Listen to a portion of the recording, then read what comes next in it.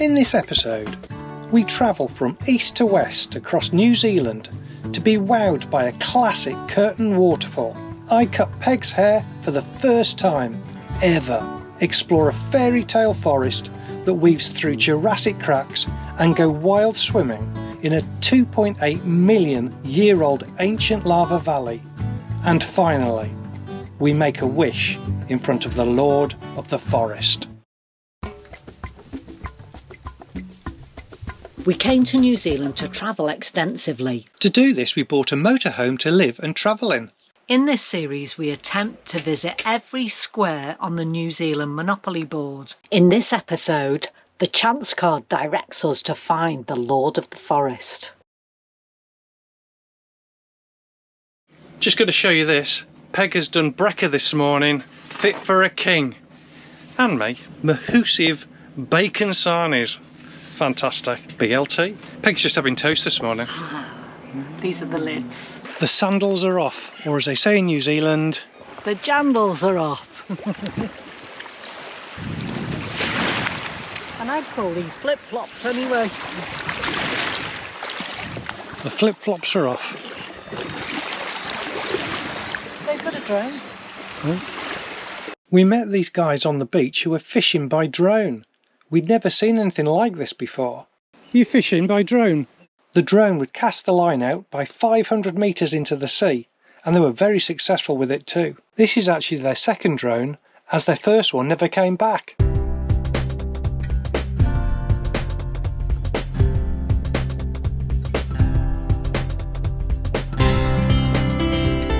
So a good result there, the drone's come back. Yeah. Oh my word. Oh, he's bleeding out. Beautiful. That is amazing. And look good, they're yummy. Yeah. Fantastic.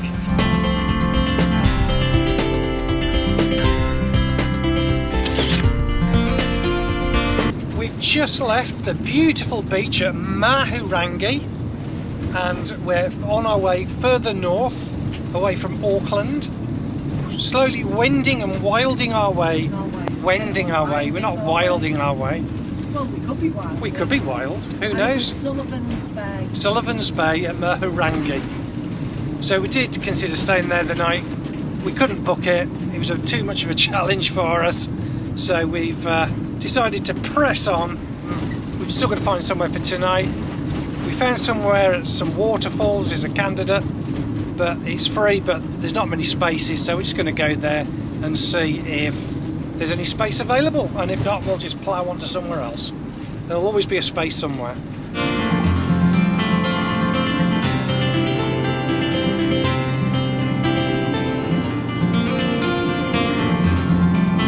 So this is where we're not staying tonight, because there's just two tiny little places in the car park which we would never have fitted into anyway. Well, we'd have taken them both up really. So I don't know why they've got this big car park and they just don't want more than two vehicles staying overnight. It's a shame really. What a beautiful spot. As you can see, Peg is absolutely gutted. I don't know how I'm going to console her this evening. It says max length 6 metres. That's the small print. You don't always have to follow small print. Who's going to be measuring it, let's face it. Right, so we've been disinfected for this walk in the woods. Let's see where we end up.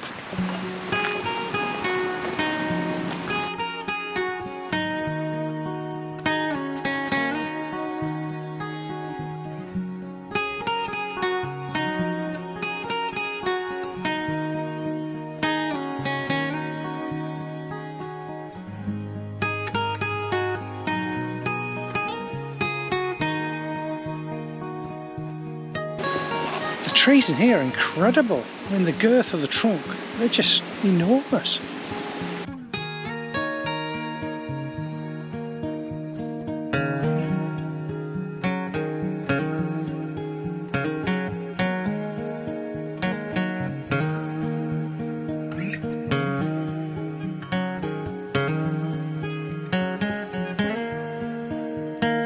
We couldn't get in at the waterfall car park, so we ended up at a different one, and I think this one's even better. It's a bit strong, that boot wash. It's not just your boots that you wash. It's gone. It's what's me socks, me legs, everything.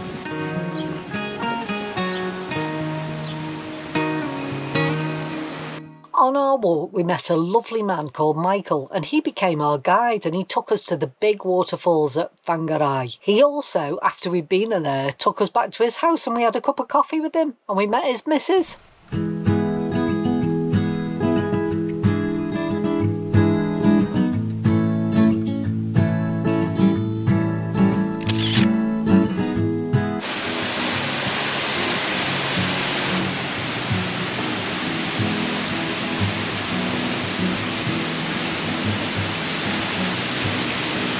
Wow, it's amazing, isn't it?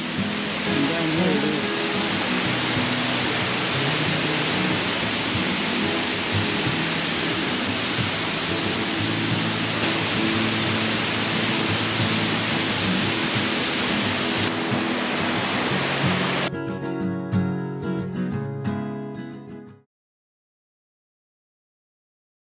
We both need haircuts, and I'm going to trust Rob to do mine.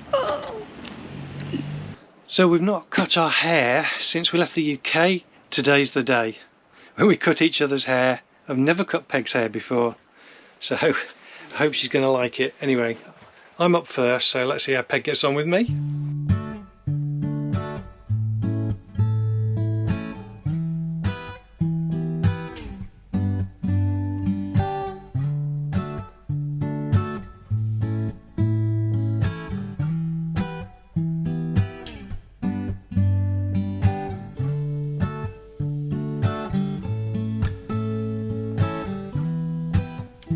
My first haircut ever. Just call me Vidal Rob. I'm taking bookings now for Easter if you need your hair cutting. Michael not only guided us on the walk, he also told us about the art centre in Whangarei.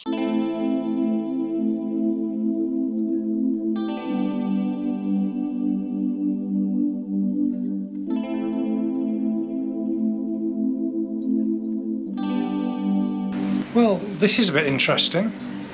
I don't really understand what it is. It's a bit of a spirally entrance with what looks like two giant coloured pepper pots. Yeah, this is totally mad. There's like an external spiral and an internal spiral, and the external spiral you stand outside with a direct view of the gold Hunterwasser, and then downstairs you end up with two pepper pots.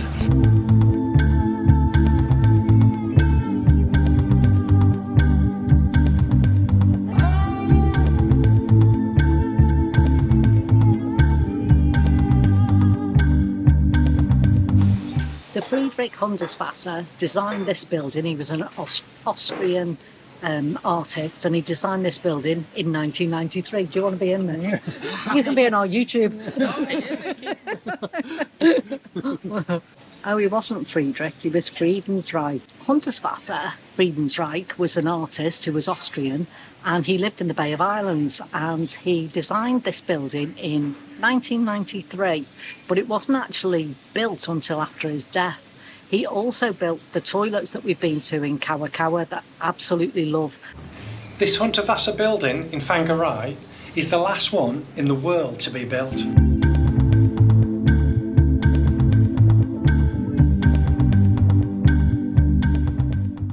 Right, we're off to Tāne Mahuta, where the big tree is. We've stopped to do an upload, so spent a little bit of time at McDonald's for that, take advantage of their Wi-Fi. We hear that the tree is going to be closed because it closes at 4:30 p.m.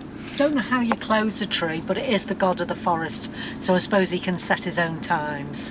Yeah, so we can't find any free camping spots in that area at all down that west side, sorry. But we're just going to go anyway, because sometimes free spots just reveal themselves, so that's what we're banking on tonight. See if we can find somewhere to park up.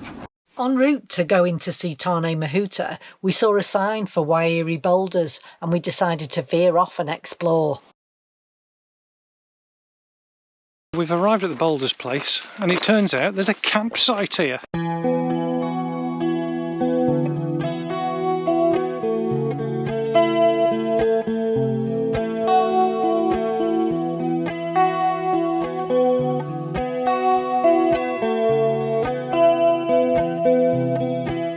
You looking forward to a swim, Peg? Yeah. This would be icy cold. It's not going to be warm, I'm sure.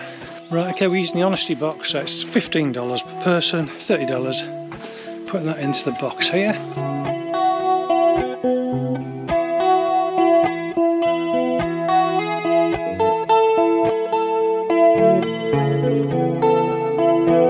Right, I've been disinfected, I'm allowed in.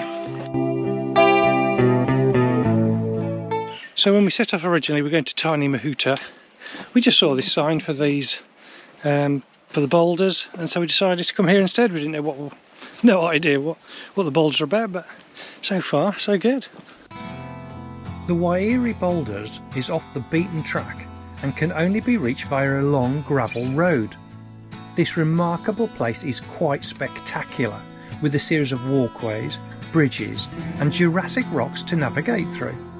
The valley was formed some 2.8 million years ago following a massive volcanic eruption, which resulted in the formation of thousands of enormous boulders. I mean, if you like clambering over rocks, and even sometimes under them, then this is most definitely the walk for you.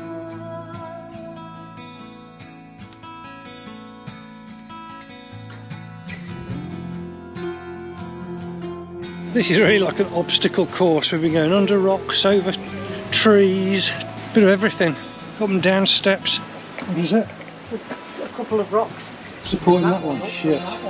If those rocks give way, this big one is going to be moving, that is scary.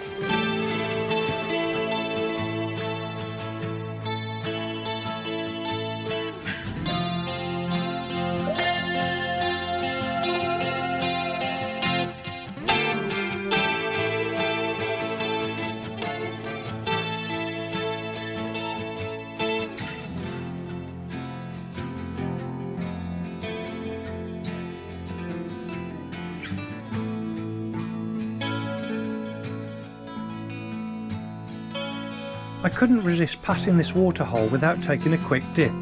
It was very cold, but also very refreshing. I've decided not to go in. I've dipped my toe in. Rob's very brave.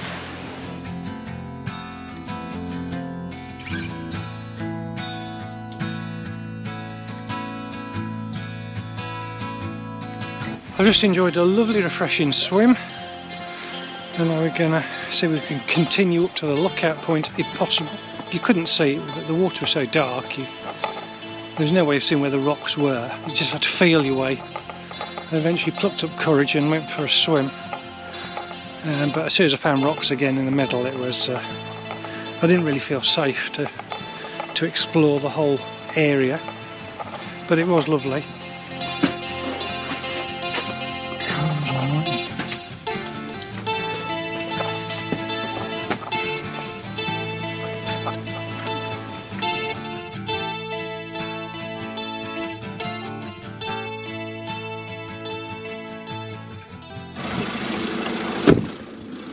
Right, we just had 2 attempts to get up and out, and we've been unsuccessful. We just got no traction on the top of on the stones that are going up this quite steep gradient.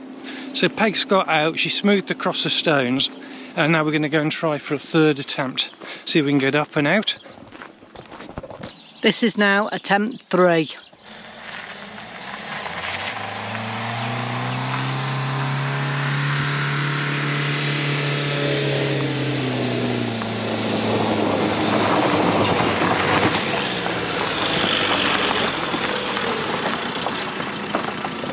Thank God.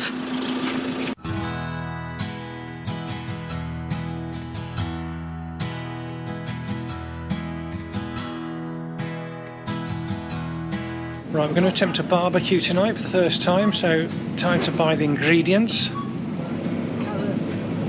just thinking we've got an apple.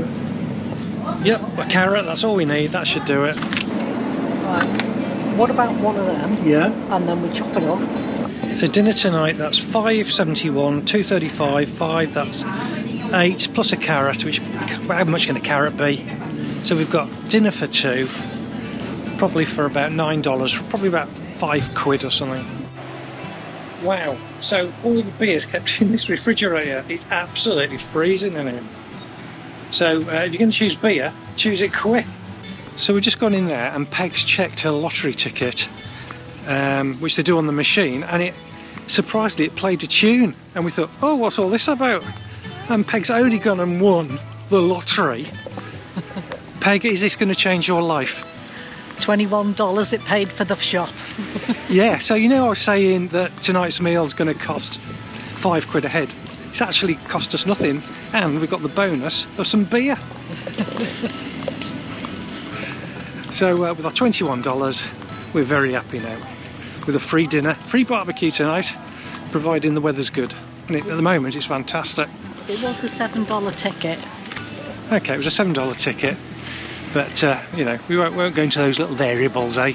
We cashed in our mammoth lottery winning ticket. We're now basking in that win. We've just been to Oponi Beach, probably the incorrect pronunciation. Opanoni maybe, I don't know. We're not really sure, but just been to the cafe across the road from it. It was really nice, and had toast with some fruit on it. It was French toast with banana and berries. It was gorgeous. Really good. And then this lovely beach across the road. We thought this was a great opportunity to try the drone out. We've only just bought it. Don't really know what we're doing with it. Any hints and tips would be gratefully received. Very gratefully received. So we're really novices with it. We can get it to go up and down, but we're trying to get it to follow us and all that clever stuff. So we're trying to figure all that out at the moment. Probably need to read the instructions at some point, but I'm sure we'll get around to that one day. RTFM. RTFM, as they say. But for now, I think it's time to find the dump point here. Woohoo! Woohoo! It's just absolutely beautiful. The location is stunning. I mean, that word can be overused, especially by me, but honestly, I mean, it is incredible. Well, we don't have to say it, just show We it. won't say it. We'll cut that from the final video. I just wanted to say this. It's amazing. So, do you think this is all lava here, Peg? Yeah, this is all from a volcanic eruption. These are all the little stones that have been taken out with all the lava around them. Yeah, so we're walking on what would have been lava, cooled down, hopefully. Yeah. And the last time it erupted. The sea would have cooled it.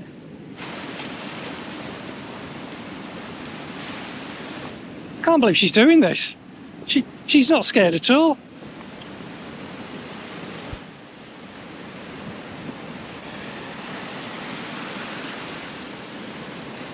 I mean, what's the worst that could happen?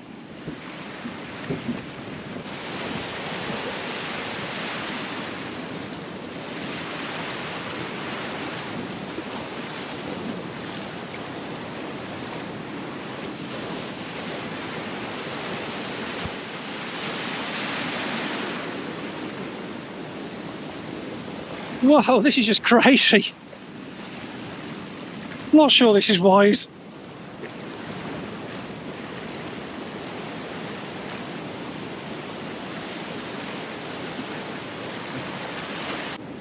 Peg does love a paddle though.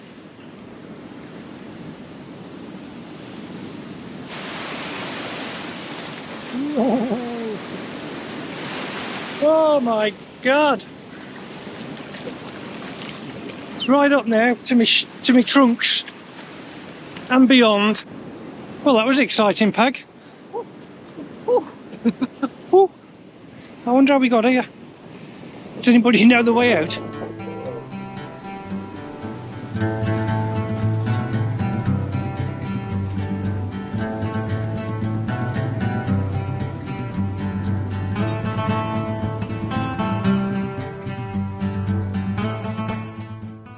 Okay, so we've turned up at this campsite. It's all done on trust. You write your details on an envelope on arrival, you put some money into an envelope, you post it into a little letterbox. We've paid our $20 for the night, about £10, and now we're going to go and try and find somewhere to park. There is a discount if you're an NZMCA member here as well. I think it's £3.50 per person is the discount. $3.50 per person. Sorry. Euros, dollars, pounds, who knows. Anyway, it's cheaper if you're an NZMCA member.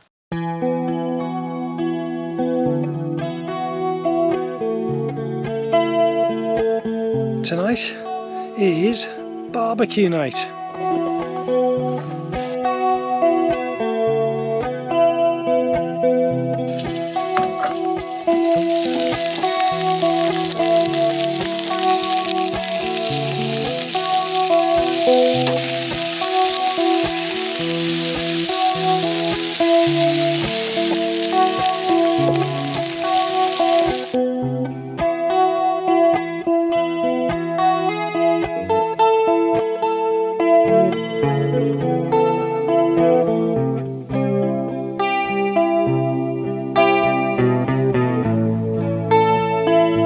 One thing we've been surprised at is we don't always find somewhere to put your rubbish when you come to a campsite.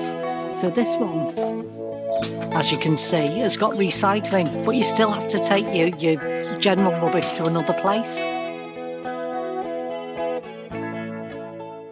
For the last 2 days we've been going to see Tāne Mahuta, which we were advised to see by a chap called Michael, who we met on a walk when we were in, where were we? Anyway, we were by some beautiful waterfalls that he took us to. Anyway, he advised us to come and see Tāne Mahuta. We've been on our way to see that for the last 2 days, and literally we just keep going off piste. We've either met somebody who's told us to go to a beautiful place, or we've seen that there were signs to go off-road for boulders or whatever. And we still haven't got to Tāne Mahuta, which is the god of the forest, but we're on our way.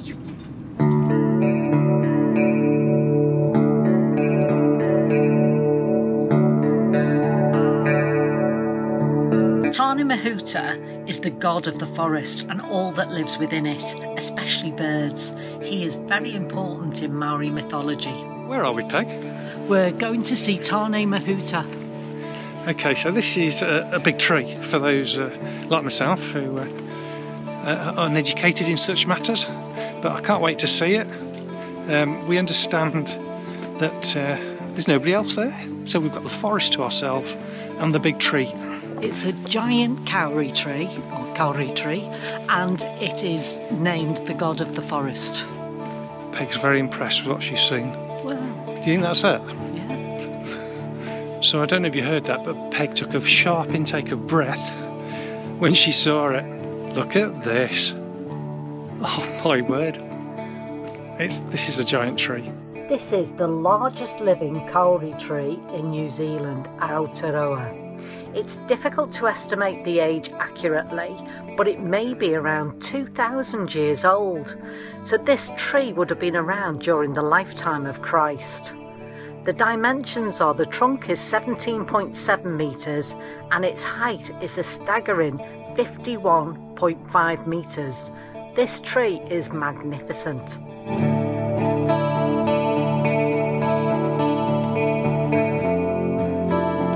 I really don't know whether that's captured the true and incredible size that it is. We're in front of the god of the forest, or the lord of the forest, so we're going to make one wish each, and we're going to do it silently.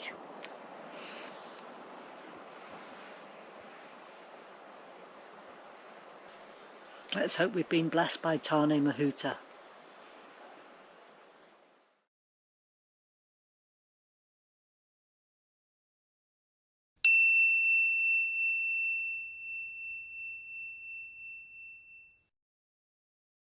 We've now completed 9 out of 40 squares on the New Zealand Monopoly board.